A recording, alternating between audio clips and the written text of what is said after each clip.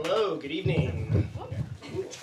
So, as Justine said, I did serve in China, and maybe you've heard, but Chinese is a pretty difficult language to learn.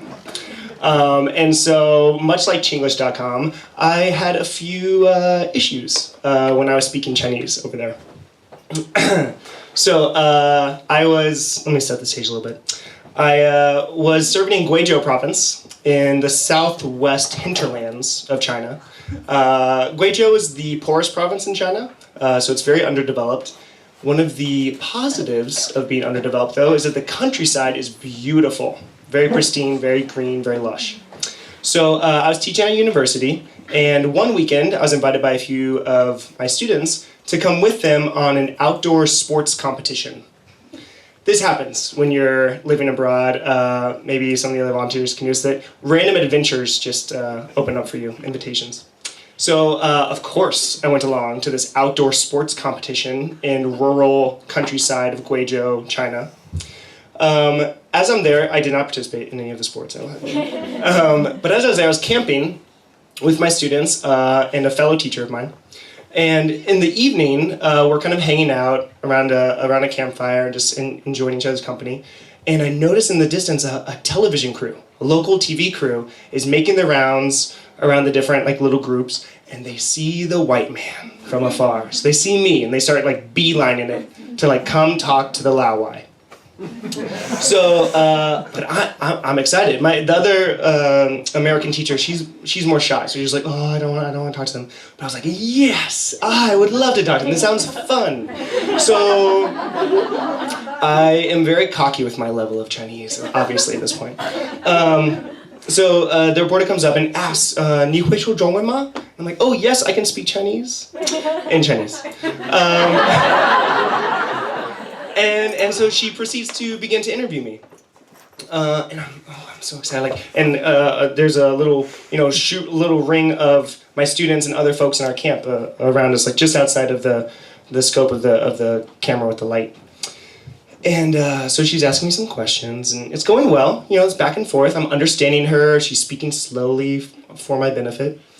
And she asks, 你有来过吗? Have you been here before? I say, oh, 是我的第一次. It's my first time. Her eyes get really big. All of a sudden, a guy from one of the other friends of mine just goes, ah! Did you hear what he just said? Ah! And starts banging his knee, slapping his knee, laughing so hard. And immediately the reporter, her eyes still big, just steps to the side like this, and the camera also follows her.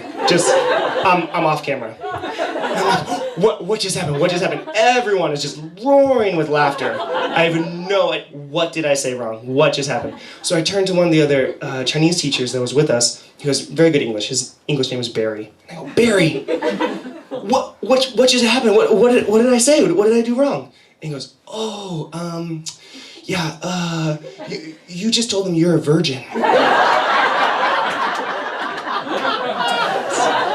Yes. I was on local Chinese television proclaiming my virginity. Doing good work. Now, if that wasn't bad enough, declaring my virginity on local Guizhou TV,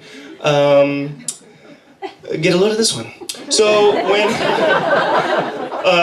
when I first arrived at my site, I'd been in China about 2 months, and as many of you maybe know from learning a foreign language, when you first learn a foreign language, you can't really understand people maybe the first time, but if they repeat it or say it a third time, you can kind of catch it. Maybe they'll slow down. Oh, now I understand what you're saying, and I can reply back. So I had arrived in Guiyang, and I was still really getting used to the regional accent and Chinese period, so I was always asking people to, please repeat that, say that again. And no one would say it again. No one would repeat themselves.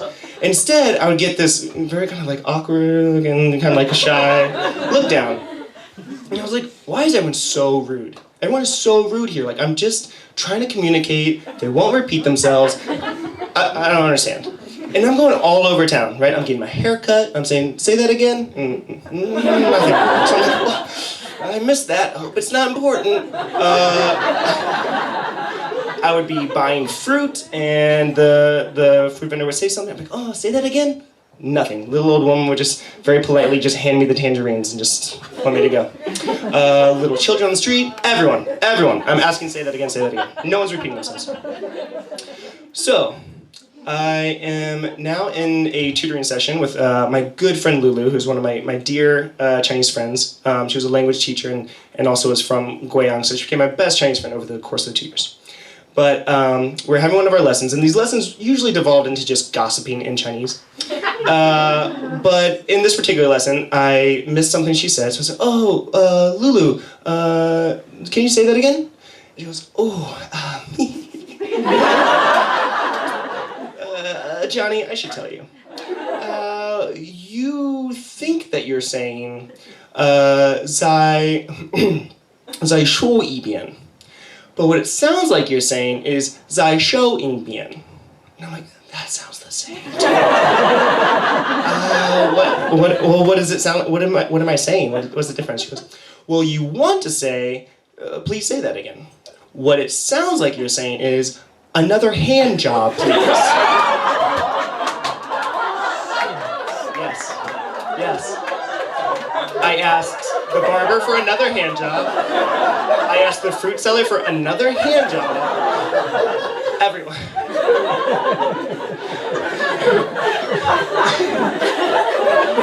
I don't know if it was the another that threw them off. I was a little disappointed.